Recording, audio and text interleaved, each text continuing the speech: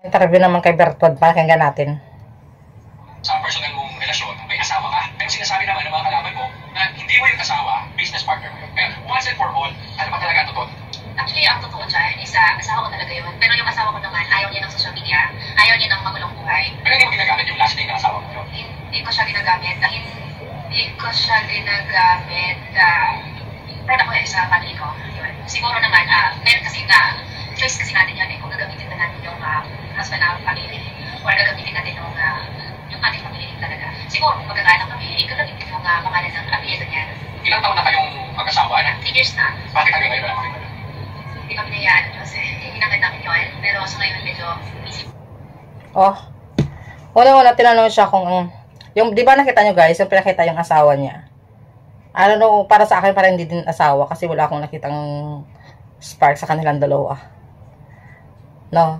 Kaya di ba sabi ng mga ibang netizens, baka ano lang niya, yung business partner lang talaga niya. Nilantad niya as asawa niya. Kasi nilantad lang talaga nitong ni Bertod nung nagka-issue na sila. Hindi na Elias, na Abigail, di ba? Nilantad na to. Tapos, sinasabi niya na hindi niya nilalantad kasi nga business, ayun nga, negosyante siya, tapos ayaw niya ng social media. Ayaw ng social media, pero bakit nilantad mo? Diba? Parang ang kanyang mga sagot talaga guys, parang yung sabi ko, parang paunti-unti na talaga siyang lumalabas sa kanyang buto. Lumalabas ang paunti-unti ang kanyang mga buto. Kasi parang paunti-unti na talaga siyang nakikilala talaga ng mga tao. Pero ang galing niya talaga mag-twist ng mga bagay-bagay, no? Sa totoo lang. Kasi the way kasi siya pag magsasalita, parang feeling mabait, feeling ano ba? Basta para sa akin, pretender talaga siya ba? Pretender.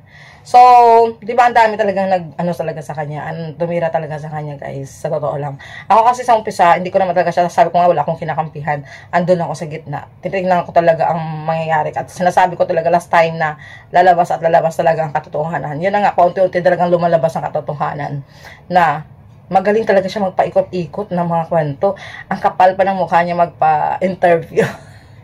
Kasi reverse psychology niya yan guys eh. Yung magpapa-interview, magpapa-press con, reverse psychology niya yan eh.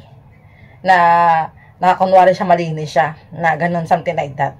So, and then, sinasabi niya na, bakit hindi pa rin ginagamit ang apelyido ng asawa niya?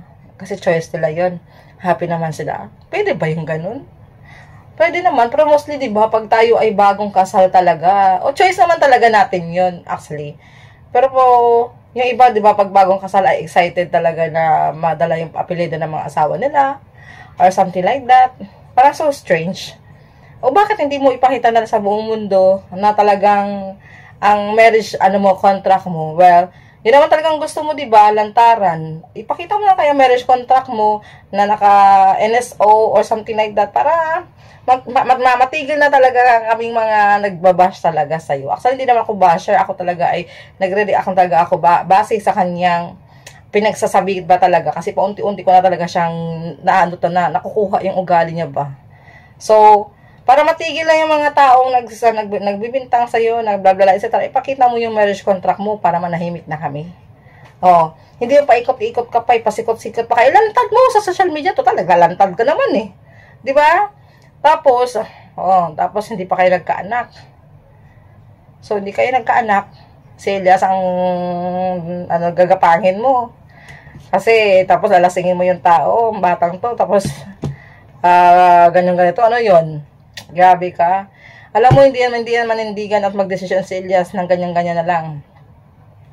Kung talagang, yun nga, talagang hindi na talaga katanggap-tanggap yung pinanggagawa mo talaga. Isa pa ay makakasira ka pa ng relasyon na matagal na nagsasama, no? Kung hindi ka masaya sa buhay yung relasyon mo, huwag ka mandamay ng iba. Ay, nako, Bertuda ka. Yun na nga sabi na, Bertuda na, detokada pa, nagyabang na. Bala ka sa buhay mo.